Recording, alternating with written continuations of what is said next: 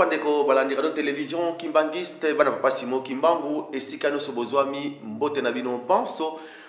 ya solo lelo ezali tango na biso lisusu ekoki pona kolanda émission oyo bino bokolingaka mingi émission ebengami ete émission masolo biso penso toyebi ete masolo ezali masolo ya nani masolo monene papa Simo Kimbangu kasi na mokolo lelo ezali ya bino ndeko papa Lambert Makwemimo ndenge ezali bomesano na biso pe bondimi kokotisa nga na kati na bandako na bino mpona kolanda émission na bino oyo bino bokolingaka mingi nde na mokola lelo bana papa Simo Kimbangu na kolobaka tous les jours bana papa Simo Kimbangu pamba te bino bozali kolanda ngai bozali bana papa Simo Kimbangu ngai pe mwana papa Simo Kimbangu nde toye tozali awa na kati na nkamba Jérusalem esika tokosolola masolo na biso ya kitoko pe tokoyeba nini oyo masolo ebongiseli biso tokomona na kati na sima ndeko na biso papa Fani oyo akozala na biso na mokola lelo yende mutasimbele biso sima nde tokotala masolo na biso kozala ndenge nini nde tokobanda mbala moko na ba ndeko towuti koyamba na mokola lelo oyo bakoloba na biso masolo ya monene na papa Simo Kimbangu pe kati na lingomba na ye nakopesa bango mbote bakomibimisa po ete bino bozali kolanda biso boyeba na mokola lelo papa Lambert ayambi banani kuna na nkamba Jérusalem papa na ngai mbote na biso mbote papa journaliste merci ezali sengo mingi pe na pesi bino merci mingi biso bandeko na bino bana na bino kati na Ratelki Europe na émission masolo to pesi merci na tina nini pamba te soki totali boccupation na bino bozali na boccupation mingi kasi bondimi koya bo répondre na invitation oyo ngai na sali kati na bino pona kosolola masolo na makambo ezali kosala biso mpasi bino nde bolimbolela biso ekozala sengo mingi na kobanda na loboka mobali po ete papa oko akomibimisa bandeko bazali kolanda biso ngai na yebi kasi ba o bazali kolanda biso bayeba ete papa Lambert ayambi nani na mokola lelo papa napesi yo maloba na kombo ya tata mwana pe tata Molimo Santo. Merci papa journaliste na ndenge opesinga maloba mokolo ya lelo le 20 août 2014 awa na nkamba Jérusalem. Ngai révérend Katembo Meya Amonyo nazali représentant légal 2e suppléant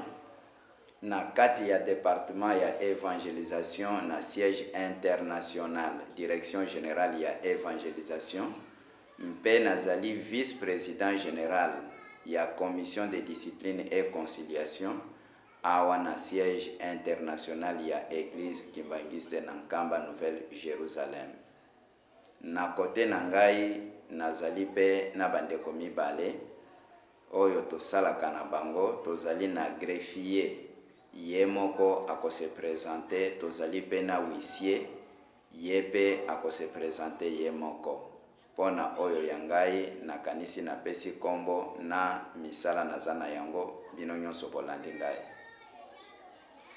Merci ya solo bandeko balandi radio télévision Kimbangiste to wuti koyoka ndenge nini papa na biso papa révérend Katembo oyo bino no subo koyoka kana sango na radio tango to pasaki émission bino subo landaki ngai papa Lambert na kati na émission masolo papa Katembo yeyo papa révérend oyo tozana na kati na nkamba Jérusalem asi ami bibisi bosili koyoka ye nde na loboko na ngai ya mwasi na kosenga na papa na ngai papa omi bimisa mpo ete bandeko pa azali kolanda biso bayeba ndenge papa révérend awuti koloba ye ami pesi ka soki yo zali na pesi kombo na yo te kasi yo moko okomi bimisa mpo ete bandeko azali kolanda pe biso bayeba yo ozali nani kombo na yo pe nyonso ozali kosala kati na lingomba na pesi yo maloba na komba tata mwana pe Molimo Santo. Merci papa journaliste ndenge lobi papa vice-président la commission de discipline comme nanga révérend Nisi Kivondouan Soniko Edouard nazali conseiller et greffier adjoint la commission de discipline la siège international Kamba la Nouvelle Jérusalem. Merci papa journaliste merci bandeko touti kolanda ba invité na biso bandeko na papa na biso oyo touti kozwa na mokola lelo toko banda mbala moko na bamitu na pamba tezali émission masolo ezali masolo bokolakisa biso pamba te badifficulté oyo biso toza nango tokoya kobimisa yango esika mosusu elite tokolelaka makambo obele awa na nkamba Jérusalem yango toye na kati na émission masolo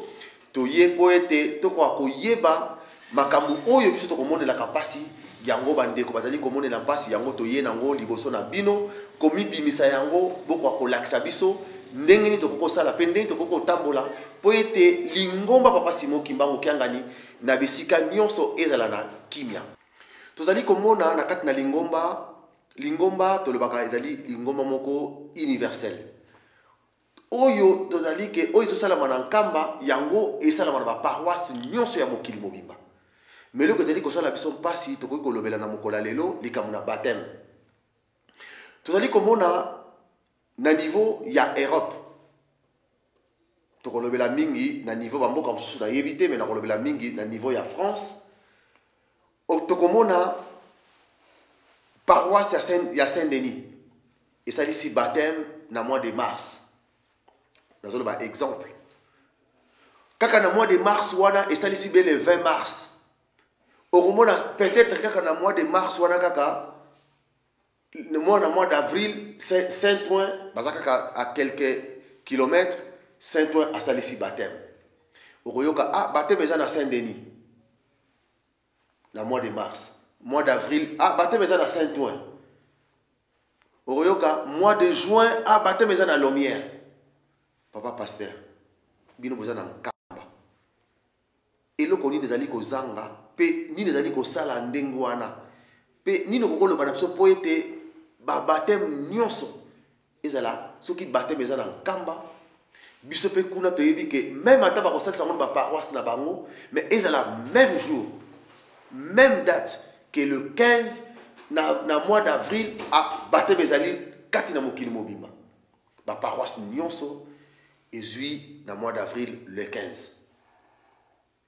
nayebi te bapasteur soki okokoloba na biso nini na place pamba te ezali kosala mpe moisoni lingomba tolobaki yali église universelle et puis tozali kolanda nkamba mais tozali kosala makambo ndenge nkamba ezali kosalama te papa pasteur olobi na biso nini na kombo ya tata mwana pe tata Molimo Santo papa journaliste merci mingi kaka na cadre ya doctrine makambo nyonso za kotuna ezali kaka cadre na doctrine bandeko na biso oyo bazali kotambwisa lingomba na mikili c'est vrai mususu ezali kobosana mais mususu ezali tolobaka ezali lolendo to mutu makasi pamba te nauti koloba yango na ebandeli ete lingomba na biso siège ezali na nkamba chef spirituel azali moko soki programme ebimi na nkamba totika kodiscute totika kocontredire koconteste yango nde ezali kobebisa tozali na église universelle c'est-à-dire programme moko ekobima na nkamba yango nde tokosalela na uniformité à travers le monde tokoki kozala te nkamba ezali kosala ndenge mususu kuna pe ndenge mususu batu na ndenge na bango yango papa abimisi ba école oyo misatu na école biblique na école de pasteur na école ya ba missionnaire batu oyo bakotanga na ba école oyo bango nde bakokende ko remplacer na bisika nyonso oyo batu baza na formation te ba pasteur mingi bayebi bonganga nzambe te bayebi doctrine te bayebi programme ya mosala penza te olie batuna na ba oyo bayebi balakisa bango même kuna na Europe esika bozali ezali na batu mususu bayebi quand même makambo lingomba olie batu bamikitisa baloba ke papa lakisanga yawa ezalaka ndenge nini aza kotala kaka grade na fonction moye atuna ezali te yango nde bambeba ezali koya mingi na oyo etali sacrement de baptême lingomba abongisa programme boye na mbula moko tozalaka na baptême 2 fois na église kimbangiste baptême ekosalema na mbula moko mbala mibale tozalaka na baptême na le 6 avril deuxième tour ya baptême ezalaka na sanza ya octobre le 12 octobre mbala mibale kaka na mbula moko na le 26 na le 6 avril na le 12 octobre nde baptême ezalaka alors kuna lokola bozali mosika mingi te soki baparoise ezali penepene po epesa harmonie malamu epesa fierité ya lingomba malamu basangana esika moko tangu biso tozosala bateme awa na nkamba oyo batikali kuna na Europe basangani esika moko biso tosali bateme awa na nkamba le 6 avril bango kuna pe basali bateme partout à travers le monde au sein de l'église kimbangiste sacrement wana esalema mokolo wana ekopesa malamu puisque nzambe mutu atindi ndenge wana nzambe yango azali na nkamba mais soki awa tosali na avril kuna basali na mars calendrier nini oyo ezali koautoriser baptême na église kimbangiste na sanza ya mars botangaki yango na mukanda nini parce que biso yokaki yango na nani même tina juillet ezalaka pe baptême sala makana juillet baptême sala manase donc bamsusu baptême sala pe na janvier yango tolobi ba se conformer na programme oyo toyebisi bango balanda soki ba document bazali na yango te ndenge toza koloba boye na kanisi bakolanda ba se conformer soki balandi bazali basentelema bazali basekoki bazali tango tokokoma na sanza ya avril c'est-à-dire faut bayekola toloba ete kobanda octobre le 12 octobre tozwi sanza ya novembre na décembre toye na janvier février mars avril tokokisi déjà 6 mois mwana azwaka bateme soki ayekoli malongi sanza motoba alors tango tokokoma na sanza ya avril azwi bateme tobandi deuxième série partie ya avril tokei na mai tokei na juin tokei na juillet tokei na août tokei na septembre tokoti na octobre 6 mois lisusu botika kosala mobulu na kati ya lingomba soki ozali na balandi te oye kozwa balandi na retard zela kino date prochaine ekokoma oye kosala bateme nde bosali bateme na date oyo lingomba apesa ezali te batu na batu basala bateme na ndenge bango balingi ezali malamu te tosilisi. Je vais chanter Alléluia, je vais chanter joie à l'honneur du Seigneur Jésus-Christ, qui est le roi de mon âme. Je chanterai à jamais. Je vais chanter Alléluia, je vais chanter joie à l'honneur du Seigneur Jésus-Christ, qui est le roi de mon âme. Je chanterai à jamais. Tu es Dieu tout-puissant, créateur du ciel, Seigneur, à toi je me confie. Seigneur, il n'y a point d'autre Dieu devant toi. Oh, je te louerai, Jésus. Je te louerai. Oh, je te louerai, à jamais. Oh, je te louerai,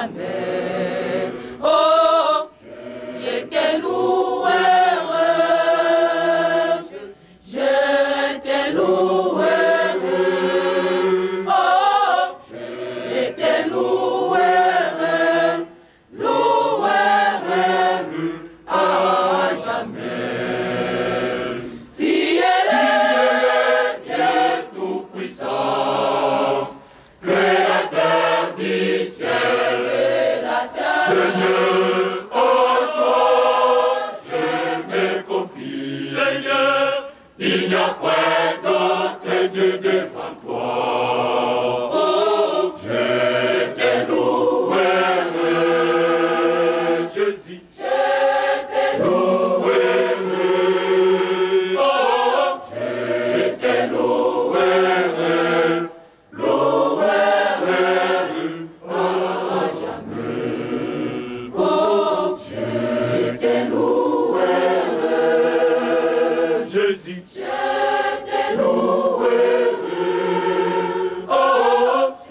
je te louerai.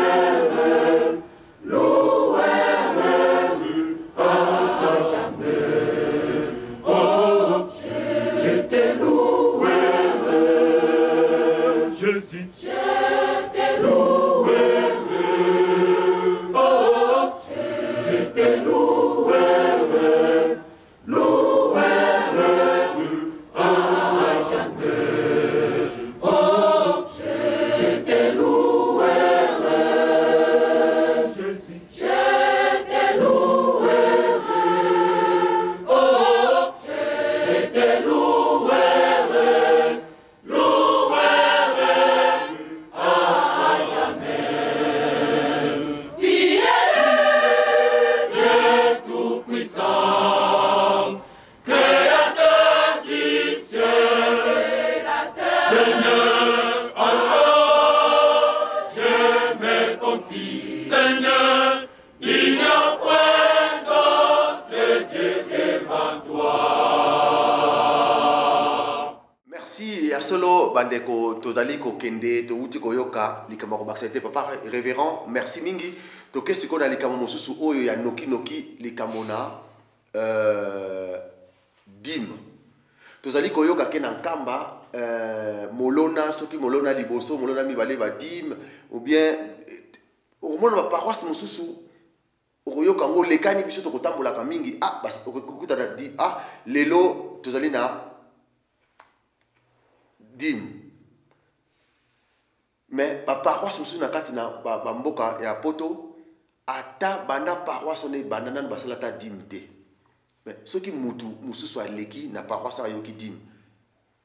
kote mosusu mundi mosusu kuna ezalaka te ayoki na lisolo akoloba nini kuna bandi ko inventer ba makambo mosusu nkambe esalaka te kuna makambo mosusu yango tolingi toyeba wana bisusu esalamaka na nkamba ezali ou bien ezate et esalamaka na mwa nini po ete biso mpe tokwa koyeba tola na ndenge nini nkambe ekotambola. Merci papa journaliste na kombo ya tata mwana pe tata Molimo Santo. Makambo oyo biso tozali kolanda papa Fumalongo diangenda kuntima alobaki bana Israel ezali biso lelo bakimbangiste. Kuna na Israel ya na Bayuda bazalaki na bafete misatu oyo bazalaki kolandela makambo pona ko sepelisa tata Nzambe. Bazalaki na makambo ya jime, bazalaki na makambo ya premise na makambo ya matondo biloko misatu. Soki botangi na mokanda ya Malachi chapitre 3 verset 10 bokomona kuna balobeli makambo ya 1/10 oyo tobengi dime.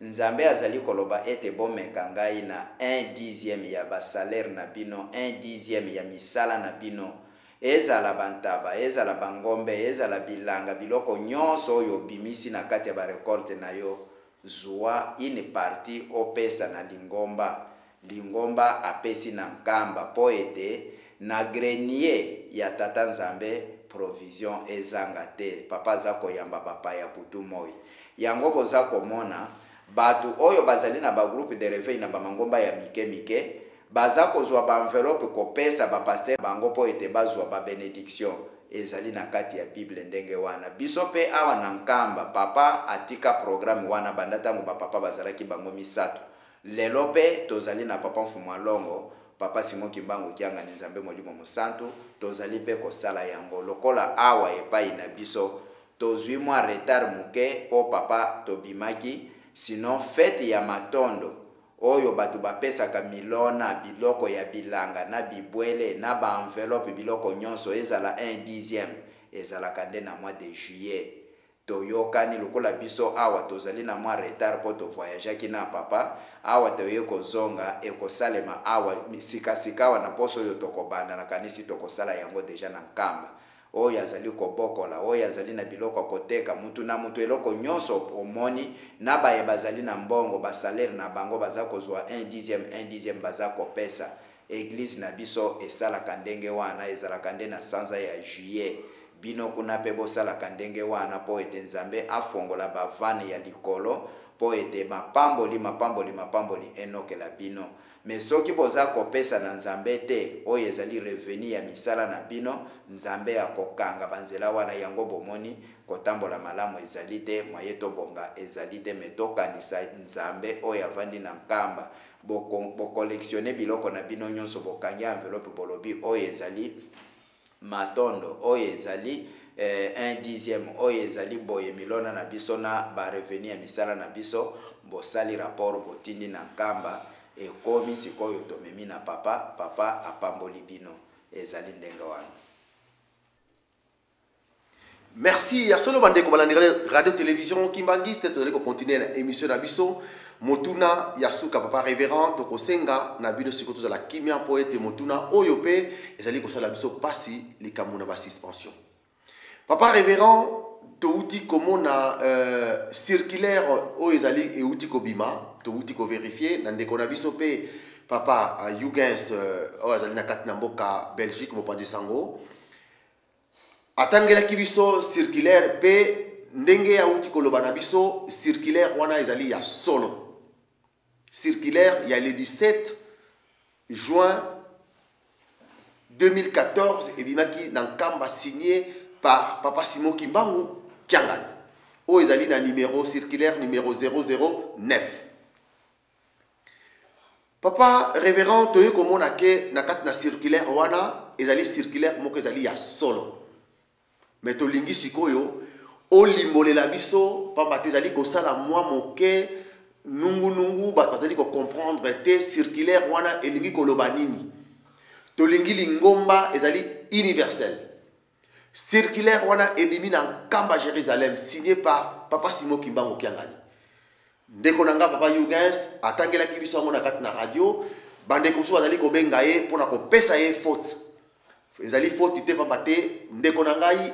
biso na kati na radio la Ratelki Europe avant totanga mokanda tokobengaka tokotunaka awa na siège awa na nkamba Jérusalem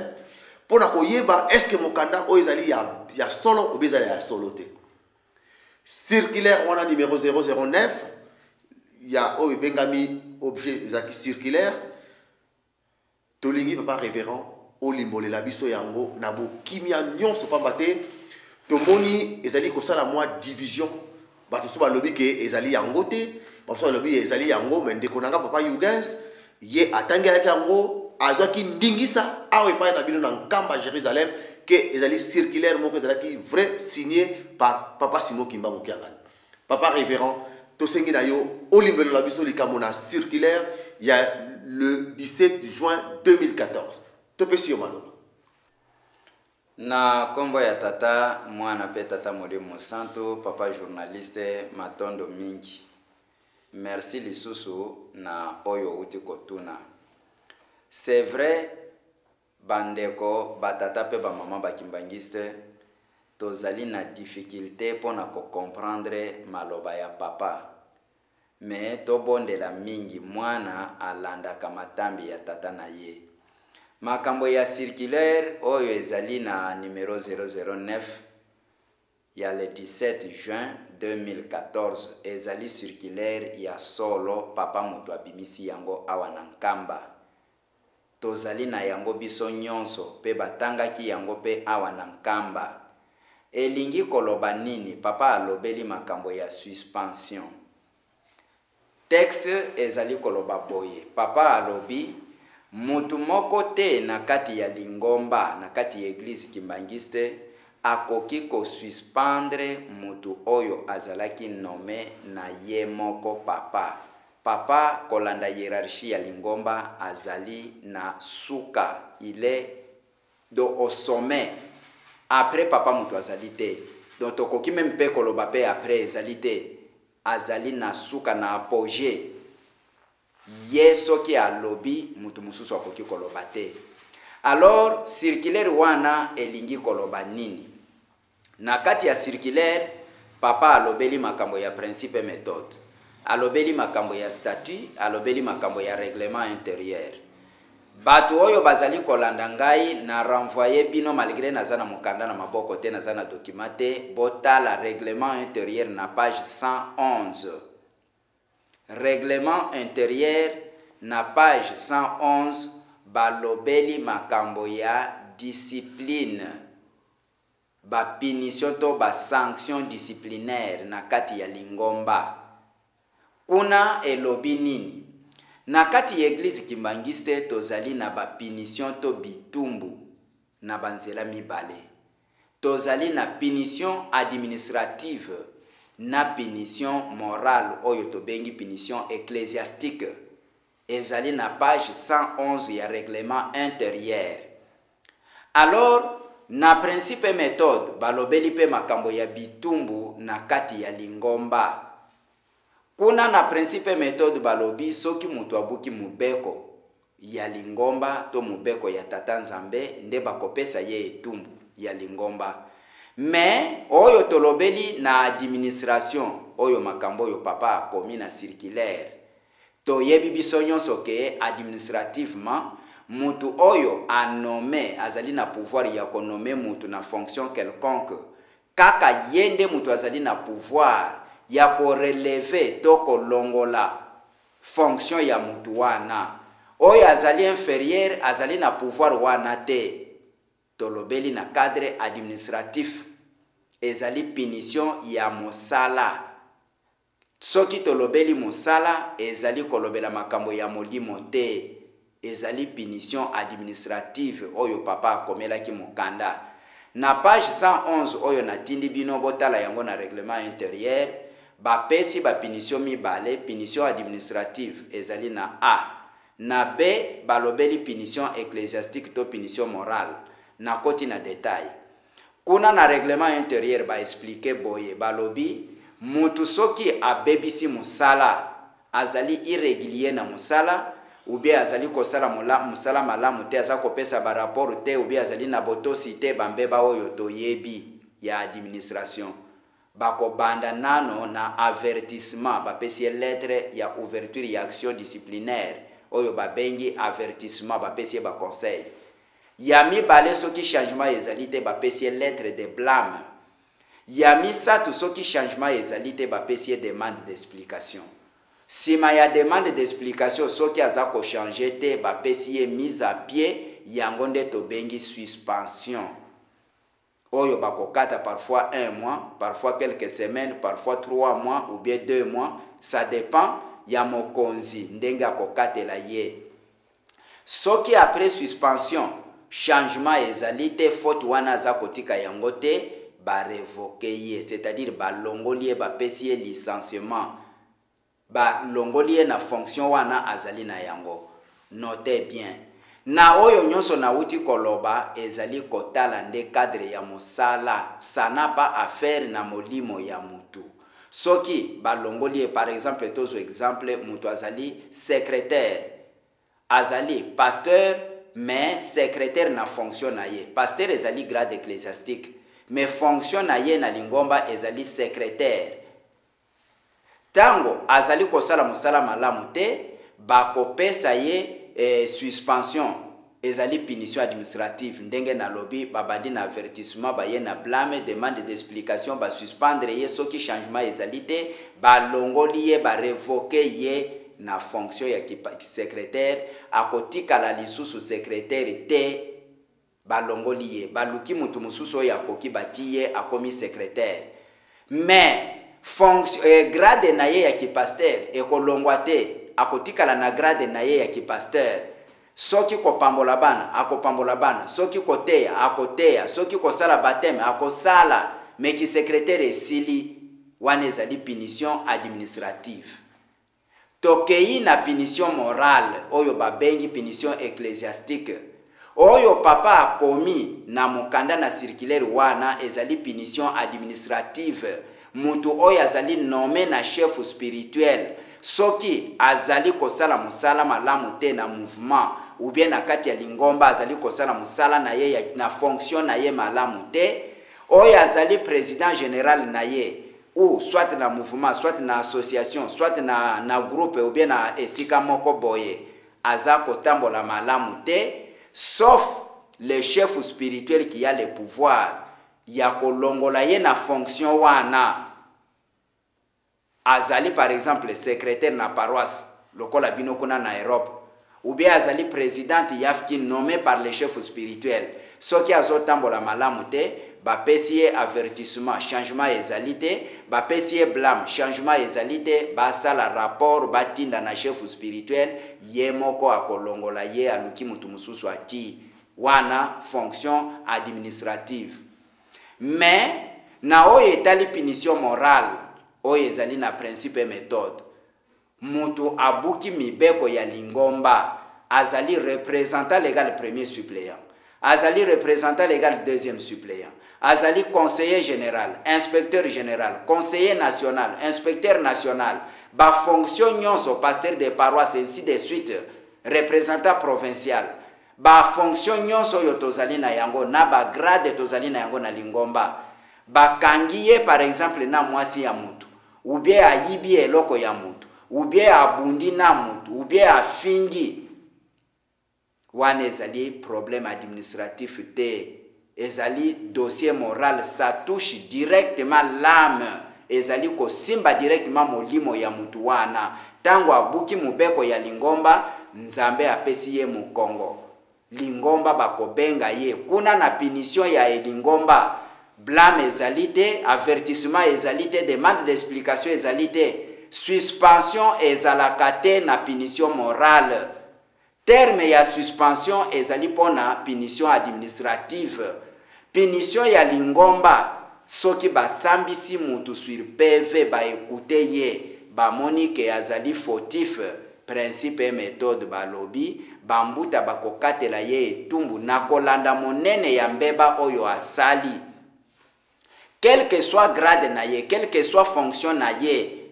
azali nommé na chef spirituel, mais abuki mibeko ya lingomba, lingomba akopesa ye etumbu, etumbu wana ezali suspension te, terme suspension ezali punition administrative, bakometre ye do balobi mise sous discipline, soki oyoki ke mutu wana azali sous discipline, c'est-à-dire ezali punition morale, ezali punition ya administration te. Tango bati ye libanda ya lingomba, kimondimi na ye ekwei,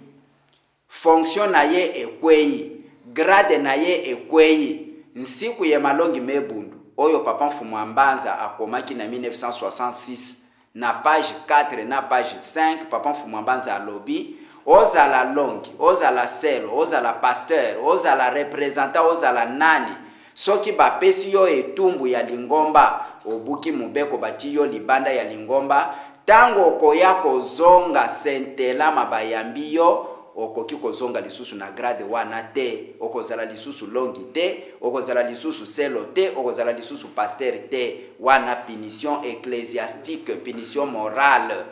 Lokola oyo ezwaki bandeko na biso ya Saint-Ouen, oyo basalaki mbeba tosambisaki awa na nkamba, na ba oyo bayaki na ba oyo bayaki te, ezali problème administratif te, ezali punition morale. Bazali libanda ya lingomba kino bakoyamba bango na fuka bundu bakomi basentela mabayambi bango nde punition na bango esili. Punition administrative bakomaka mukanda ya levée de mesures, mais punition ecclésiastique levée de mesures ezalaka te. Soki bati yo libanda ya lingomba po etumbu wana esila ifo bayamba yo sentelama, papa aza koloba yango awa mbala na mbala, alobi soki bapesi yo etumbu osali yango te mokolo kokufa, okokuta dossier na yo wana ti okokende lifero po na likambo wana. Nde aza kopesa lisese alobi, nkolo Yesu alobaki oyo bakangi na se na likolo pe bakangi, oyo bafongoli na se na likolo pe bafongoli, papa azoloba ndenge wana pona bapinisio wana oyo batu baza kobuka mibeko ya lingomba. Soki obundi, oswani, ofingi, osali makambo nyonso oyo toyebi, lingomba apekisa, soki osali yango ezali problème ya administration te. tango bakotia yo libanda ya lingomba nde fonction na yo ebebi ekwei. A titre d'exemple na kopesa bino ezali na ba deuxième suppléant to uti kosambisa circulaire ebimaki na mois de juin tozali na yango na ba bureau biso na commission de discipline siège international likambo nyonso avant to sala yango il faut papa ayeba avant to sambisa mutu papa akoyeba avant to kata likambo papa akoyeba ba deuxième suppléant oyo to sambisi na ba inspecteur ya ba pays mususu na mois d'août awa na juillet tango tomoni bambeba na bango oyo bazalaki kite to libere bango bazongi na misala na bango oyo bazalaki na ba problème tomoni ke bazali fautif to ti bango libanda ya lingomba lisusu bazali batu ya Europe teme awa epai na biso kaka bazali libanda ya lingomba basala bitumbu na bango ba representant lego deuxième suppléant soki basilisi bitumbu bakoya bayambi bango lukula basentelama oyo pe bazwaki bitumbu kuna na Europe boyeba ke bozali kaka libanda ya lingomba kino bokozonga après 6 mois lukula 6 mois na bino ekoki bozonga na paroisse sika bakosala sacrement ya baptême bayamba bino mais soki mutu akosi bino ke no ba lever de mesure na punition ya lingomba ezalaka te bozali kaka libanda ya lingomba botosa milimo na bino ebikisama mais soki bosali mutu makasi difelo kaka eza kozela bino makambo yo tozali koloba batata na ba mama tokutaki yango lingomba ebandaki na 1921 lelo bato ya 1921 bazate tokuti doctrine ba papa ba tracer ligne de conduite to batela lingomba totala ba intérêt ya batute ezali pe mabe soki bapesi mutu etumbu na paroisse akima na paroisse mususu nzoka nde tozali lingomba wana moko kaka nous avons même principe et méthode ezali malamu te wana ezali mubulu boza kosala na kati ya lingomba soki bapesi mutu etumbu awa na nkamba akoki kokima te akende kuna na Kishasa bapesa ye Biblia ya banda kotea ezalaka ndenge wana te oyo azali na etumbu na kati ya lingomba esika nyonso akokende punition na ye wana ezali kaka kino bakoya kosilisa bayambi ye sentelama batangeli ye fuka bundu etumbu na ye esili me oyo bozali kosala bozali kotia mubulu na kati ya lingomba toto sapeto banga oyo bazalaki kobundisa nzambe na Ancien Testament toyebi sor na bango oyo babundisaki na tango ya nkolo Yesu toyebi pe nini ezalaki koyela bango topesa papa Mfumu Alongo papa Simon Kimbangu kianga ni maboko papa Molimo Musantu topesa ye maboko po asala musala malamu metotika kobundisa soki alobi likambo to baloli to contredire to baloli ezali malamu te disciple asala kama kambo oyo mokonzi na ye aza kotinda po tozali ba serviteur tozali ba selo na kati ya lingomba soki papa alobi biso kaka soumission metokoki koloba le contraire ya maloba ya papa te na kanisi papa journaliste na esika wana bolandi ngai malamu soki confusion ezalaki tolongola confusion wana circulaire wana papa mutu asalaki yango ezali na biso pe na babiro bisika nyonso tozana yango mais ezali ko empêcher te soki mutu abuki mibeko ya lingomba bapesa ye etumbu te papa alobaki ndenge wana te ezali punition administrative yango balobi terme ya suspension na punition morale suspension ezalaka te mise sous discipline nde tolobaka na silisi na komba tata mwana pe tata Molimo Santo amen. Ya solo bandeko balandeka radio télévision kimbangiste tozali komisali sana pambate posa ya papa Simon Kimbangu kiangani mutu moko abunga te tozali kosala yango teke parce que na ye parce que tokolobaka mingi tozali kolinga koyeba papa révérend po ete esika biso pe tozali te balikambo oyo ezalaka papa lettre circulaire tomoni bato mingi bazali kobenga ndeko nanga papa Yugens pambate ye atangaki mokanda bato mimba abimi même menteur que mokanda wana ezalaki te mais nzambe tokosambelaka nzambe moko monene papa Simon Kimbangu kiangani nga nakutani na kati na mboka oyo yango nalingaki natia ndeko nanga pambate ne sika na ye ke circulaire wana ezali ya solo ndenge uti koloba bandeko tozali kolanda biso circulaire ezali ya solo kasi tolandi ndenge papa révérend alimboleli biso papa révérend mais sikoyo exemple na paroisse moko boye na kati na mokili tango circulaire wana etangami bango bakamati sikoyo batali biso tozali na mondimi moko to mibale azalaki suspendu ba lever suspension wana pamba te na circulaire wana est-ce que oyo asali likambo wana responsable de paroisse ou bien oyo atangi circulaire wana asali mabe ou bien asepamba te yebe amoni circulaire ezali signé par Papa Simon Kimbangu Kiangani, le chef de l'église, le chef spirituel. Tu comprends ça quand nous pe respect ya mokonzi. Yebe amoni ke na respect ya mokonzi wana a levé suspension ya bandimi o bazana kat na paroisse na ye po ete azana bandimi bazana na kimia ndenge circulaire ya le 17 et lobi ke batu nyos Papa Simon Kimbangu alebisi bango. Papa révérend sikoyo okoloba nini na batu oyo ese ba lever ba punition na bango. Na kombo ya tata mwana pe tata Molimo Santo, papa journaliste, papa Lambert, merci na question que tu posé. Na bandeko oyo par exemple moko to mibale na ba paroisse moko oyo bazalaki na etumbu ya Lingomba mise sous discipline. Metango circulaire ya papa ekei ba comprenaki yango te ke ezali kolobela kaka makambo ya administration ba sepeli ete ba lever mesure na punition ecclésiastique lever de mesures ezalaka te oyo azali sous discipline il faut ba yambaye na baptême tango bakosala baptême bayambi bango ba sentelama soki ozalaki longi to nkengi to selo to pasteur to représentant lokola biso yeba ke tango kwei bayambi yo sentelama okozonga lisusu na grade wana te otikali mondimi simple bakobanda kotalela bizaleli na yo kino bambula yokoyande bakoki kokanisela yo makambo wana oyo bazali na mikanda ya papa Mfumu Mbanza botanga na siku ya malongi mebundu na page 4 na page 5 papa akomaki ndenge wana to batela doctrine bakoki ko lever mesure te problème oyo tokoki ko pesa exemple ya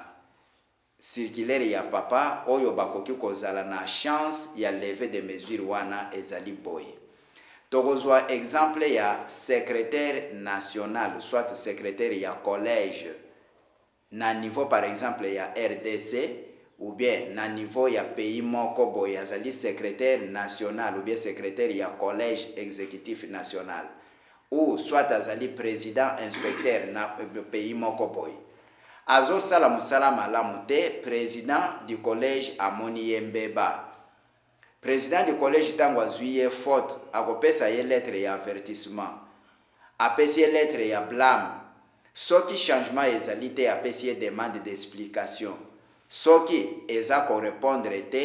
président du collège akoki ko suspendre mutu wana te puisque azali nommé na chef spirituel nazolo belande suspension ezali punition administrative puisque mosala nde azoyeba kosala mosala malamu te mena kimondimi na ye azana problème moko na Lingomba te nde président du collège akosala rapport atindi yango na chef spirituel yende azali na pouvoir anomaki mutu wana yepe kaka papa mutu azana pouvoir ya kolongola mutu wana soit ko suspendre ye soit ko relever ye na fonction wana papa akonome secrétaire mususu atinda na esika na ye wana ezali punition ya administration ndenge balobeli suspension mais punition ecclésiastique suspension ezalaka te ezali mise sous discipline mutoyo bapesi etumbu na kati ya Lingomba babimisi ye libanda ya Lingomba lever de mesures ezalaka te il faut alanda lisusu malongi ya kisentelama 6 mois ou bien durée oyo bakatelaki ye soki ekoki nde aye kozonga na fuka bundu batangeli fuka bundu lukula sentelama toza ko expliquer ndenge wana oyo bakosamaki ete non bazalaki libanda ya Lingomba mise sous discipline metango bamoni circulaire wana bamoni ke non bazali na problème lisusu te bazali kaka na etumbu kino bakoyamba bango na kisentelama wana nde etumbu na bango esili mokuse ya boyambi ndeko na biso na ngoto bengi papa inspecteur ya Vincent Alekaliboso Miko. Merci. Bonsoir, je vais vous remercier.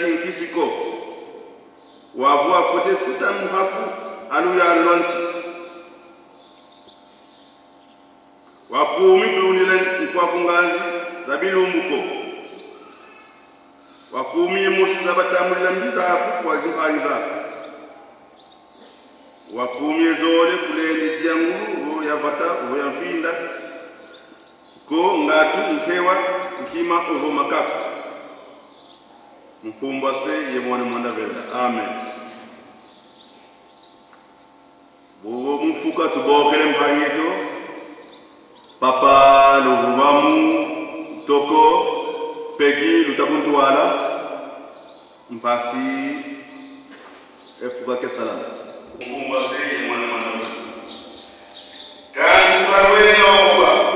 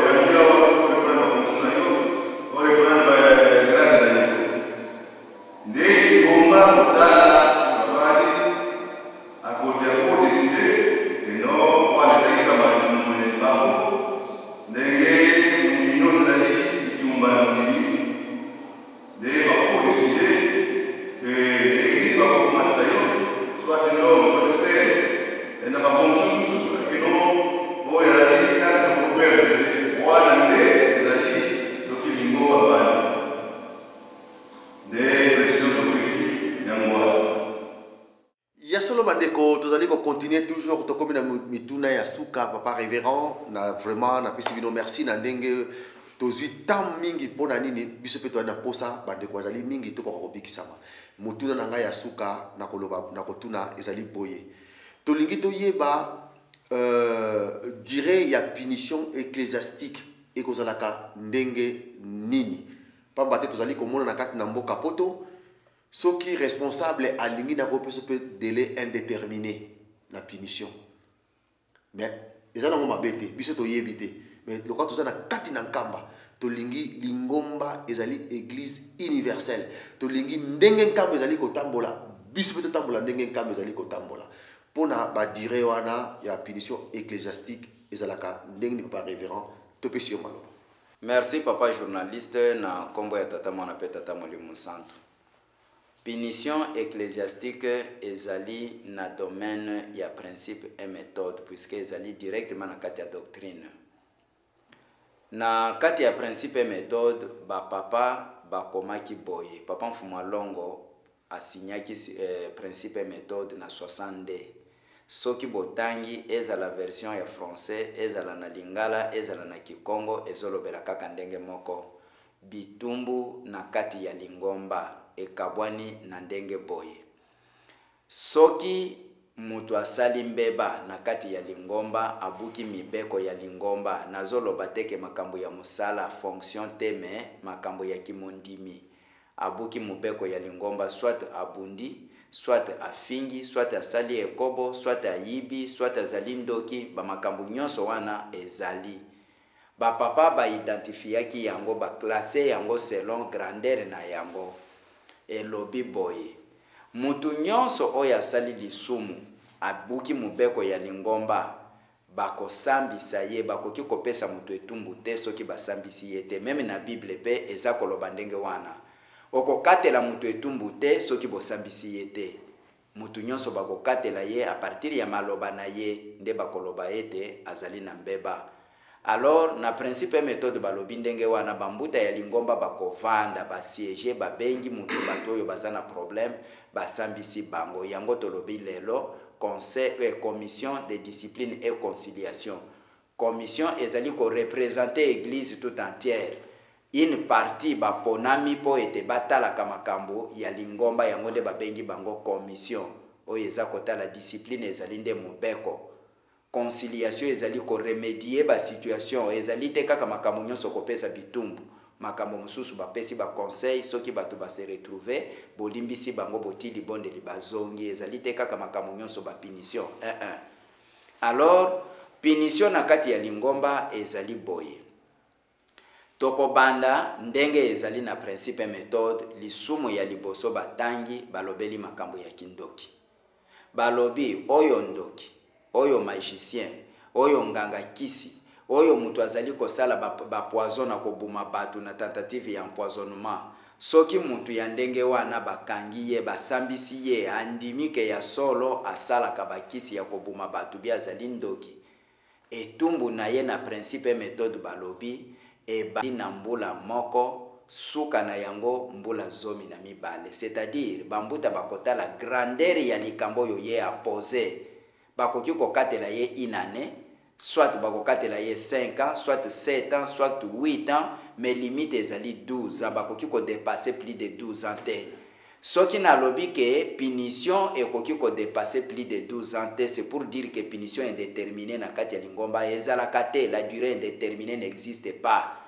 bakoki ko punir mutu na durée indéterminée te c'est-à-dire ko benga na mutu libela ezalaka te na kati église kimbangiste papa ayaki pona batu nyonso na batu mabe na batu malamu na histoire du kimbangisme papa Mfuma Longo alobaki boye excommunication na kati église kimbangiste ça n'existe pas on ne peut pas excommunier quelqu'un ba pasteur oyo bozoko mamikanda ya kopesa batu bitumbu kosalela terme to expression to terme ya excommunication te na lingomba na biso excommunication ezalaka te. Excommunication c'est-à-dire quoi? Mutu oyo azali excommunié, mutu oyo babengani libela c'est-à-dire akoya lisusu na lingomba na biso te. Nzoka nde na lingomba na biso bakoki ko bengana mutu libela te. Soki mutu na mabe na ye mbeba oyo ye moko asali, amoni ke moya zonga lisusu na lingombe ezali te ye moko akei na ye na volonté na ye wana makila na ye ezali na mutu na ye me lingomba akoki kobenga na mutu libela te ndenge bandeko na biso bakenda na 26 soki bakei na bango libela ezali volonté na bango ezali biso te bato tobengani bango ke bakende libela bango nde bakimi mpona mabe na bango balobi bakozonga lisusu te wana ezali bango moko me biso tokoki kobenga na mutu libela te tobengani bango te bango nde na mabe na bango soni wana ezwi bango balobi bakozonga lisusu te wana ezali bango moko me biso tokoki kobenga na mutu libela na lingomba te oyo areconnaître mabe na ye soki azongi bakoyamba ye sentelama etumbu esili wana makambo ya kindoki nde nalobi na bakisi na makambo mosusu asali lisumu pate botia ye pembeni na lingumba bamama batata eza na biso mwa pasi esika wana moto nyonso tu asali lisumu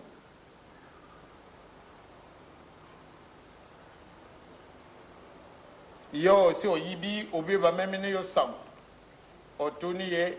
alibi eti asalaka lisumu ya solo il faut tata wana bopesa itumu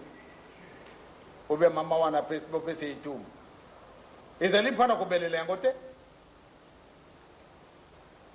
bobenye na malembe esika bino batambulisi basali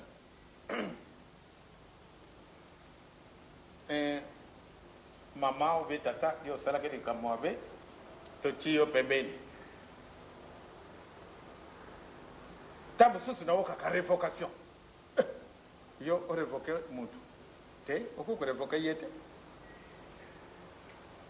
révocation wana ezali mo français kubenga na ye kuya lisusu na lingumba oyo te wana ezali révocation est-ce que biso kokosala yango hein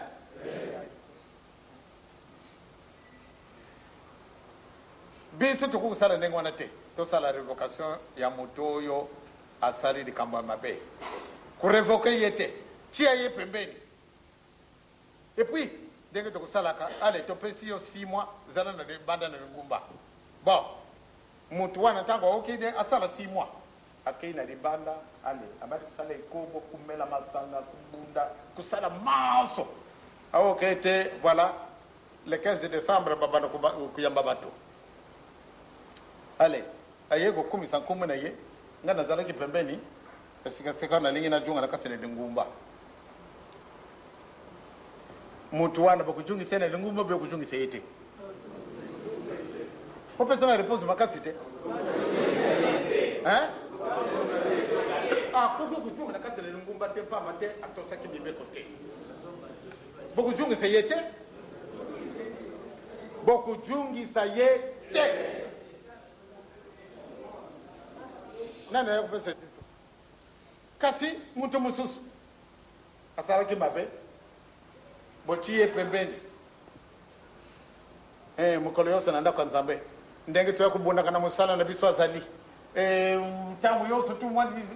akei na ye na ndako ya nzambe ya solo soki odambo koyanga na ye akokenda te pamba te azali na se na etumbu ntango akolia communio te kasi moke omwana wa esika wana bien bizali na ye vraiment ye bongoli ndenge bozela lisusu 6 mois moto wana tokosala nini ntango tokoyamba bato tokojungisa ye eza boye te pamba te alakisi mpusa na ye alakisi kolela na ye donc esika wana bamama na batata tozalaka mwana likanisi yango wana nakokatela mutu etumbu nde tokatili 6 mois 1 an ou bien 10 ans tokola tata moko alobi na ngai batiaki ngai pembeni depuis 13 ans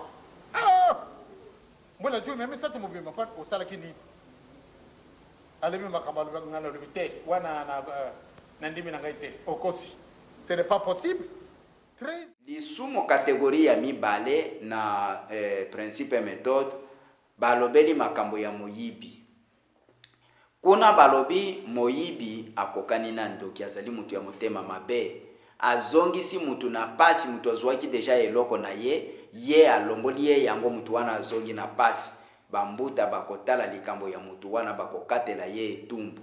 kino bakomona ete mutu wana a changer libela atiki moyibi nde bakoki koya kozongisa ye Saint-Elama soki a changer te lisumu na ye volonté na ye moko yende akokima pona soni na ye etali ye mais durée ezali ko dépendre na changement bakoki kopesa ye 6 mois soki changement ezali bazongisi ye soki ezali te a continuer etumbu kino ako changer atiki moyibi bamoni ke sava bazongisi ye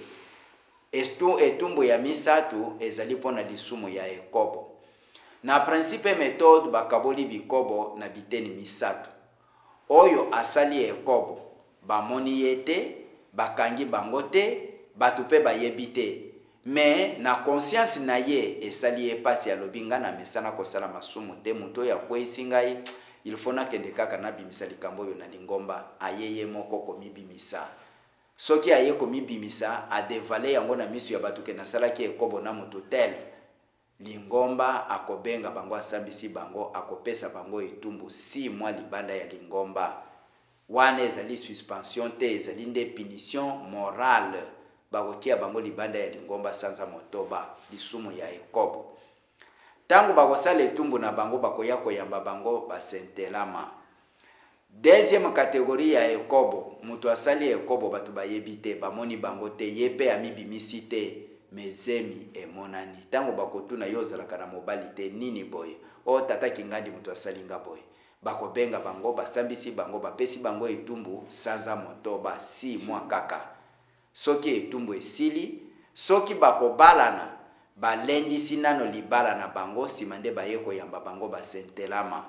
mais soki bakobalana te tango bakabwani na etumbu wana mama tango akobota kino tango azali komelisa moyeba yamba ye nano ezali te po tango wana moye toyeba ke bazo continuer ba relation na bango to batiki ezali te kino bakomona penza ke no changement ekoti nde bakoyamba ye Saint-Elama. Etumbu ya misatu ya ekobo ezali baoyo bakei babomba na kana bango mikolo na mikolo me mokolo mususu batu bamoni bango balandi mufuma na bango bakei basala boyale bakangi bango mbala moko wana bakotia pe bango libanda ya lingomba sanza motoba kaka. Principe méthode ezolo bandenge wana bazali na principe méthode botala na chapitre oyo balobi bitumbu na kati ya lingomba bokomona ezali intégralement ndenge na zolo bayango na mutu na kati ya mukanda ezali pe kaka ndenge wana. Alors balobi boye na synthèse na résumé balobi mibeko oyo nyonso etikali soki mondimi abuki mubeko ezala mibeko ya tata nzambe ezala mibeko ya lingomba bambuta bakovanda basambisi mutu wana batali grandeur ya lisumu oyo ye asali bakopesa ye etumbu na kolanda monene na yango c'est-à-dire bitumbu ekoki kozala sanza moko 3 mois ou bien 6 mois mais oyo ya kindoki kaka nde eza kokende na yina neti na 12 ans mais le reste ya masumu mususu wana eza konaje 3 mois 6 mois 3 mois 6 mois mais kozonga na bango eza ko dépendre na date oyo na lobi ya baptême soki etumbu esili mais date ya baptême ekoki nano te akozela kaka kino date ekokoka nde bayambi bango ensemble ba Saint-Elama. Tango bakoyamba bango oyo bazalaki na ba fonction na ba grade moye bazongela ba grade na ba fonction ezate batikali bandimi pamba yango bomonaka soki bapesi mutu azali sous discipline soki azalaki surveillant moya lata tenue ezate soki azalaka protocole moya sala ezali te soki azalaka choriste akoki koyemba na chorale te oyo azali sous discipline oyo azali nganga nzambe akoki koteya te akoki kopambola bana te akoki kozwa makabo te puisque azali privé na activité spirituelle nyonso ezali punition ya molimo. Ça n'a pas à faire na makambo etali administration na kanisi papa bozui ba réponse na likambo oyo botuni na kombo tata mwana pe tata molimo sant amen. Ya solo bandeko balandika de télévision kimbangiste tokomi na suka émission na biso topesi merci na ndenge bouti ko yamba biso kata bandako na bino na patience oyo bozui pona kolanda émission oyo masolo ete ya biso moto na moto esika yo zali toyebi papa Simon Kimbangu kianga nini nazali koloba papa Simon Kimbangu kianga na lobi alingi lisusu makambo na bokabwani te alingi lisusu makambo bitumba te alingi ba division te ya lobi azali kokendo bele liboso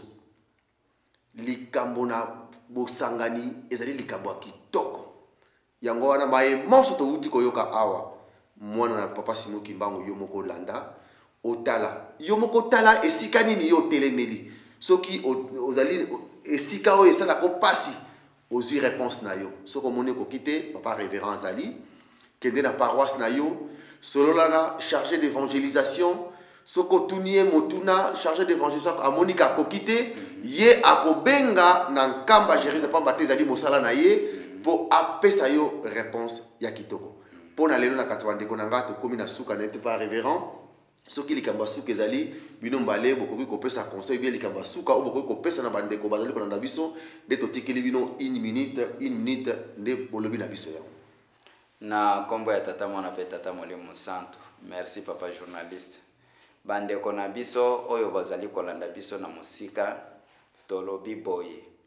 touti na ba famille différente mutu na famille esika toutaki na kanisi ba mususu ozali kaka yo moko na kati église Kimbangiste bandeko nyonso botamaki na bango basambela kate kuna balobaka wana mutu ekimbangu mayeto ko tolanda makambo na ye ezali te zala na confiance zala pe na makasi na église puisque kuna nde na nzoto na molimo na yo ezali mais soki kuna na famille bayinaka yo ke ozali mutu ekimbangu oya pe na lingomba désordre kaka boyoka ni ezali te okozala na esika nini tokimeli na lingomba biso nyonso na milimo na biso na banzoto na biso ezali na maboko ya papa Simon Kimbangu kiangani famille na biso ezali église Kimbangiste ba relation na biso bobonga na biso makambo na biso nyonso ezali na kati église Kimbangiste malamu to se conformer mutu azanga kama bete soki otuti libako okwei okolala esika wana te okotele mape okotambola soki okei na bifrication obosani nzela bazonga kana bifrication olandi nzela esika oza kokende na destination mais ezali malamu te soki osali erreur balakisi yo kesika oyo osali obosani yo telemi na kanda otelemi na kofinga otelemi na kobunda mondimi azalaka ndenge wana te tokotaki na lingomba pona kobikisa milimo na biso tokotaki na lingomba pona ba aventure te malamu tozala na souci ya kobatela kondima na biso dimanche oyo ya lobi lelo mercredi dimanche papa alobaki boye bandimi mingi oyo babebisi bilembo na bango botala esika bobebisaki bozonga na nzela toza kokende la yiswa ezali tokolala pongi ya 3 jours eske okolamuka wana papa mutu aza kotuna ezali ngai te eske okolamuka tala position na yo oza kosambela ndenge nini oza komimona oza mutu ya makasi oza mutu ya kobunda mutu ya koswana mutu ya mutu makasi me molimo na yo oza kotia yango esika nini tokotaki na lingomba tosungana mutu oyo azali deja alongi azali te toza kokende malembe na kolela po ete papa abikisa biso na mokolo ya suka to se conformer tozonga na nzela soki oyebike obosanaki osalaki erreur obukaki mubeko osalaki mbeba landa mibeko ya lingomba zonga na nzela biso pe batambwisi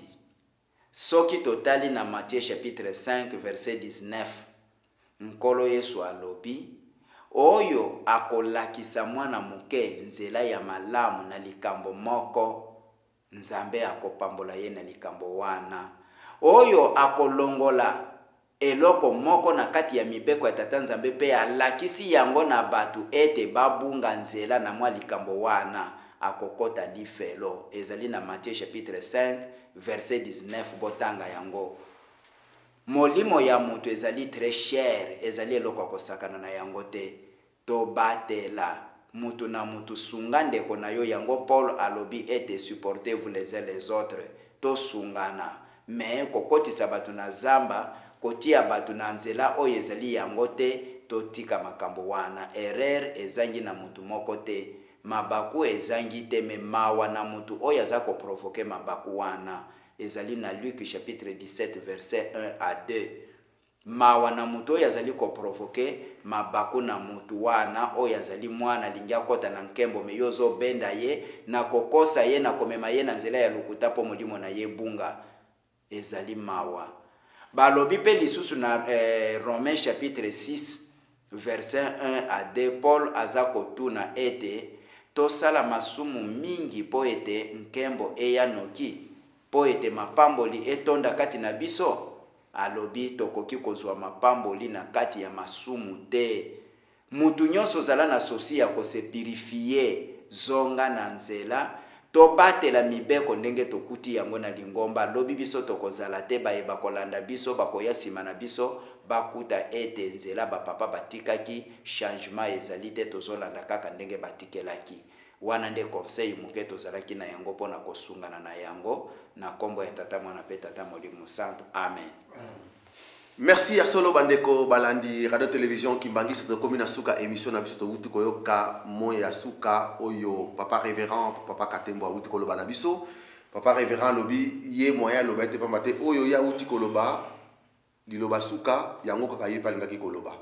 ngai nazana likamba koloba te ezalaki kaka babino ndeko papa Lambert Makwemimo na sima tomonaki papa Fanny awa na nkamba Jérusalem et puis tomoni papa Godi azana biso pe tomoni pe papa na biso asalisi biso na ba question mo moke na mituna papa Louva Mopegi ye pe tozali na kati na mboka nkamba Jérusalem esika eloko esalami biso nyonso pe tokobosa na papa na sote papa Dona ye bazali na biso pona kosunga po ete likambo ekoka kosalama nde topesi bino merci na ndenge bowuti kolanda biso pe bokoti so kati na bandako na bino na patience oyo bozwi topesi bino kaka merci nous te kokoloba toseka ande papa Simon Kimbangu kiangani azala na bino azala pe na biso soki likambo moko to oyo yo monike ebetisi yo libaku ndeko na ngai na kosenga bolimbisi kobeta libaku te pamba te makambo nyonso elobami awa ezali clair elobami na kati na nkamba Jérusalem kosala ngo masengene mabete kolobela ngo mabete pamba te toyebi ndenge tokozala kasi ezali po ete ya biso lobi laiso ya 3 jours yo la mukana yo ngai pena la mukana nga kolanda moninga te pamba te toyebi ke Datan ye alandaki bana na Israël ayebaki rôle nini oyo alandelaki bango po ete kobungisa bango yo pe keba na mutu akobungisa molimo na yo nde tosukisi wana botikala malamu nde tokutani na mbala ya sima merci.